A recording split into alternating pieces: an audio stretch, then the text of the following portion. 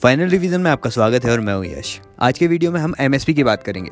देखिए, हाल ही में सरकार ने अनाउंस कर दिया है कि खरीफ की जो फसल होती हैं उनके लिए सरकार एमएसपी में इंक्रीज करेगी। ये इंक्रीमेंट 5.3% से 10.35% होगा।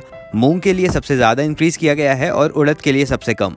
तो अब देखिए, एमएसपी मतलब होता है मिनिमम सपोर्ट प्राइस। इसमें सरकार एक फसल का प्राइस डिसाइड कर देती है कि किसी भी फसल का मिनिमम इतना प्राइस तो मिलना ही है किसान को, उससे ज्यादा में भी बेच सकता है किसान। लेकिन ये एमएसपी डिसाइड कैसे किया जाता है, कौन डिसाइड करता है, कैसे लागू होता है, वो सब देखेंगे इस वीडियो में हम। अब ये जो एमएसपी है ना, ये खरीफ की 14 फसलों में, रबी की 6 फसलों में और 2 अन्य कॉमर्शियल क्रॉप्स में दिया जाता है। ये फसलों के नंबर भी वेरी करते रहते हैं। अब जो एमएसपी होता है उसके प्राइस डिसाइड करने का काम सीएसीबी करता है। कुछ पैरामीटर, कुछ फैक्टर्स के आधार पर ये डिसाइड करता है। इनमें कुछ फैक्टर्स है कि कॉस्ट ऑफ प्रोडक्शन कितना है, कितनी लागत लगी, लेबर कॉस्ट है, डिमांड एंड सप्लाई की कंडीशन क्या है, मार्केट प्राइस का क्या ट्रेंड चल रहा है, और भी बहुत सारे फैक्टर हैं जिनके आधार पर सीएसीपी इस प्राइस को डिसाइड करता है और रिकमेंडेशन का काम करता है। ये सीधे प्राइस को लागू नहीं कराता, रिकमेंड करता है। किसे रिकमेंड करेगा ये? Cabinet committee on economic affairs को। अब इस बॉडी पर डिपेंड होता है कि वो सीएसीपी की रिकमेंडेशन माने या ना माने। ठीक है, तो ज्यादातर मेन रोल है सीएसीपी का। तो सीएसीपी के बारे में जान लेते हैं। सीएसीपी मतलब commission for agricultural cost and prices, कृषि लागत एवं मूल्य आयोग। ये ministry of agriculture and farmer welfare के अंतर्गत काम करता है। जनवरी 1965 में इसकी स्थापना की गई थी। अब इनमें कौन कौन होते हैं? तो एक अध्यक्ष होता है, सदस्य सचिव होता है और एक आधिकारिक सदस्य होता है। साथ ही 2 गैर आधिकारिक सदस्य होते हैं जो कृषि समुदाय के प्रतिनिधि होते हैं। अब इसके कुछ कार्य देख लेते हैं। तो ये हर साल 23 कमोडिटीज या वस्तुओं के एमएसपी डिसाइड करता है, जिसमें 7 अनाज हैं, 5 दाल हैं, 7 तिलहन हैं और 4 वाणिज्यिक फसलें हैं।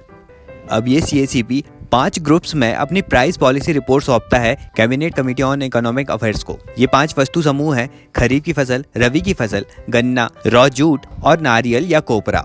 देखिए, ये सीएसीपी अपनी रिपोर्ट सरकार को सौंपती है।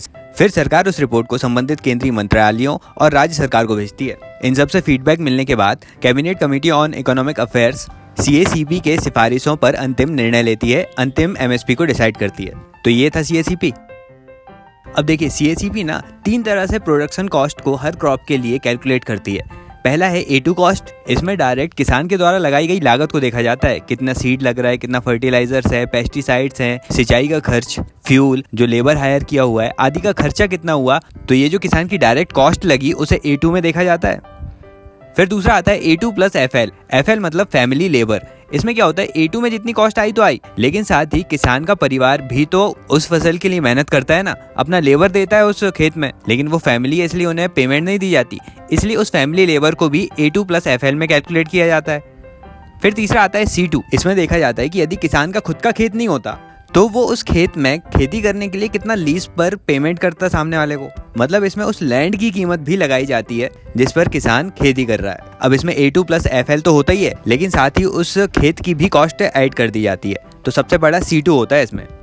तो इसमें भी सरकार ना जो टोटल कॉस्ट आती है उसका 50% ज्यादा करके एमएसपी को डिसाइड करती है। मतलब यदि टोटल कॉस्ट आपकी 100 रुपए आई तो सरकार एमएसपी 150 डिसाइड करेगी। एग्जाम्पल है ये। अब किसान चाहते हैं कि C2 के कॉस्ट पर हमें ये एमएसपी दिया जाए, लेकिन ज्यादातर देखा जाता है कि A2 प्लस FL के अनुसार ये कॉस्ट दी जाती है किसान को। तो ये सारी बातें थी एमएसपी के बारे में। वीडियो अच्छा लगा तो लाइक कर दीजिए, ज़्यादा से ज़्यादा शेयर भी कीजिएगा। मैं ऐसे ही इन्फॉर्मेटिव वीडियोस बनाते रहूँगा, इसीलिए चैनल को सब्सक्राइब कर लीजिए। Thank you so much for listening.